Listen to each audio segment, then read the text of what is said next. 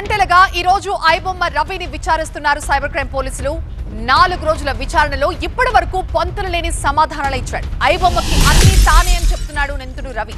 ఆధారాలు ఎదురుగా ఉంచి విదేశాల్లో సర్వర్లు, యూకే, కరేబియన్ దీవుల్లో పనిచేస్తున్న సిబ్బంది గురించి ప్రశ్నించారు పోలీసులు.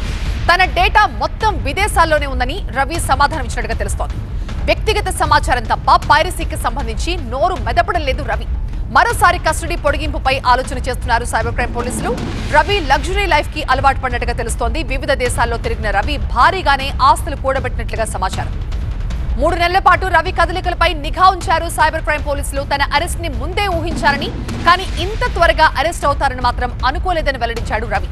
ఏఆర్ ఇన్ఫోటెక్ కంపెనీ పేరుతో డొమైన్లు కొనుగోలు చేసి పైరసీకి పాల్పడ్డాడు. సినిమాలు తప్ప హార్డ్ డిస్క్ల నుంచి మిగతా డేటా మొత్తం డిలీట్ చేసేశాడు. తన సర్వర్ వివరాలు, వెబ్సైట్స్ వివరాలని మాయించేశాడు రవి. ఇక రవి బ్యాంక్ అకౌంట్స్ గురించి కూడా ప్రశ్నించారు పోలీసులు. రవికి చెందిన బ్యాంక్ అకౌంట్ల వివరాలు, క్రెడిట్, డెబిట్ కార్డులతో సహా అన్నింటి స్టేట్మెంట్స్ కోసం పలు బ్యాంకులకి మెయిల్స్ కూడా పంపారు సిసిఎస్ పోలీసులు. బ్యాంక్ అధికారులు ఇచ్చే వివరాలతో మరిన్ని ఆధారాలు సేకరించాలని భావిస్తున్నారు. తనకి ఎవ్వరూ సహకరించలేదని, మొత్తం ఒక్కడనే చేస్తున్నానని చెప్తున్నాడు రవి.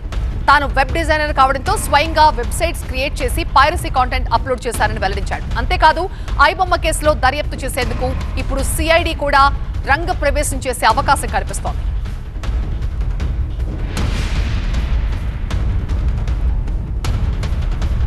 మా ప్రతినిధి జ్యోతి మనకి లైవ్ లో జాయిన్ అవుతున్నారు. జ్యోతి, రవి ఇలాగే మొండికేస్తే పోలీసుల ముందున్న ఆప్షన్ ఏంటి?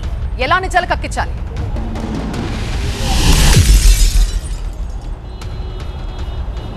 5వ రోజు కస్టడీ విచారణలో భాగంగా 3 గంటల నుంచి కూడా ఇప్పుడు ప్రస్తుతం ఐబొమ్మ రవిని విచారిస్తున్నారు. కానీ మీరు చెప్పినట్లుగా అడిగినటువంటి ప్రశ్నలన్నిటికీ కూడా తనకి తెలియదు, తన దగ్గర ఎటువంటి సమాచారం లేదు, సమాచారం అంతా కూడా డేటా అంతా కూడా విదేశాల్లోనే ఉంది అని చెప్పేటటువంటి ప్రయత్నం చేసినటువంటి క్రమంలో ఖచ్చితంగా మరొకసారి కూడా ఈ కస్టడీకి సంబంధించినటువంటి పొడిగించేటటువంటి క్రమంలో ఈరోజు ఈ యొక్క కస్టడీ పూర్తయిన తర్వాత కోర్టులో హాజరుపరిచిన తర్వాత అతను చెంచల్గూడ జైలుకి వెళ్తారు. మళ్ళీ కస్టడీకి సంబంధించి కూడా వీళ్ళు పిటిషన్ వేసేటటువంటి అవకాశం కనిపిస్తూ ఉంది.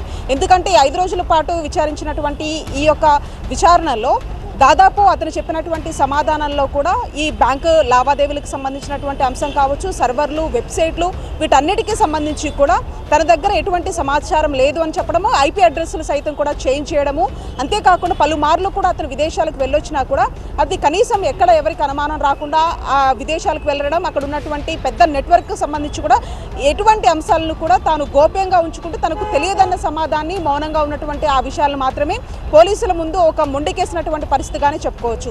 ఈ నేపథ్యంలో పోలీసులు తదుపరి యాక్షన్ కూడా మళ్ళీ కస్టడీకి తీసుకొని విచారించేటటువంటి పరిస్థితులు కనిపిస్తూ ఉన్నాయి. ఇప్పటికే బ్యాంకు లావాదేవీలకు సంబంధించినటువంటి అంశాలకు సంబంధించి కూడా ఆయా బ్యాంకులకు కూడా సిసిఎస్ పోలీసులు వివరాల కోసం వాళ్ళకి తెలియచేయడం జరిగింది. ఈ నేపథ్యంలో వాళ్ళు ఇచ్చేటటువంటి ఆధారంగా మరికొన్ని ఆధారాలను కూడా జోడించి వీటన్నిటికి సంబంధించి కూడా ఐబొమ్మ రవిని విచారించేటటువంటి ఆ పరిస్థితులు కనిపిస్తున్నాయి. ఇదంతా జరగాలంటే మరొకసారి కూడా కస్టడీకి తీసుకునేటటువంటి ఆ పరిస్థితులు చాలా స్పష్టంగా కనిపిస్తున్నాయి. ప్రధానంగా 5 రోజుల పాటు జరిగినటువంటి కస్టడీలో భాగంగా కూడా వెబ్సైట్లు, సర్వర్లు, ఏదైతే బెట్టింగ్ యాప్స్కి సంబంధించినటువంటి నిర్వాహకులతో ఉన్నటువంటి సంబంధాల మీద కూడా ఆరా తీయడం జరిగింది. పెద్ద మొత్తంలో కూడా కోట్ల రూపాయలు అతను మొత్తం సంపాదించారు కాబట్టి ఆ సంపాదన అంతా కూడా ఎన్ని బ్యాంకులకి ఇతను బదిలీ చేశాడు, వాళ్ళకి సంబంధించినటువంటి డీటెయిల్స్ని సైతం కూడా అడిగి తెలుసుకునేటటువంటి ప్రయత్నం చేశారు. అయినప్పటికీ కూడా తనకు ఏమీ తెలియదు అనే ఒకే ఒక్క సమాధానంతో కూడా అతను ఈ విధంగా ఆన్సర్ చెప్పడంతో కూడా పోలీసులు తన దగ్గర నుంచి వీలైనంత